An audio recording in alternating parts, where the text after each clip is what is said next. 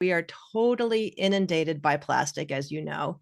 And one of the things that I've been teaching people about is how to eliminate plastic. And one of the first things I say is do not drink from any more plastic bottles. Yeah. Those are one of the worst. And that is where we get one of our largest exposures to microplastics, which, is in every part of our body, including brain and arteries. And there's connections to Alzheimer's and heart disease, that they're exploring. And one of the things that I don't think people realize is microwaving plastic or Oh, putting plastic in the dishwasher. And these are things that I talk about in my new Your Non-Toxic Kitchen Reimagined course, because I think that people don't really know what's going on necessarily.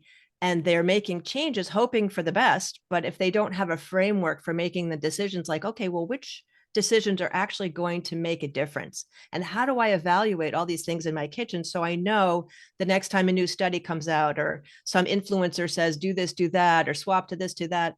I want people to feel like they can become their own best expert, not to have right. to depend upon me or So anybody else. I'm curious because you just said plastic in the dishwasher, right? So you Yes. don't really hear. So what happens when you put plastic in the dishwasher? Because I noticed that whenever I empty my dishwasher, anything that is plastic in there isn't dry. Everything else dries, but it's Oh, that's always interesting. still wet. I always have to Yeah. set it aside and let it dry. Yeah. So it's kind of like what happens to plastic clothes in the washing machine and dryer. And what I mean by that is, like nylons and all those different recycled plastic fleeces and all that kind of Yeah, stuff.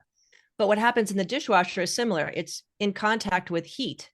And so heat is going to break down the plastic and create those microplastics. And it actually makes the plastic more brittle. So I don't know if you've noticed over time, maybe some of the lids get, a little bit cracked or they don't, fit as well onto like I use glass containers to store food mostly, but they do have plastic tops. right.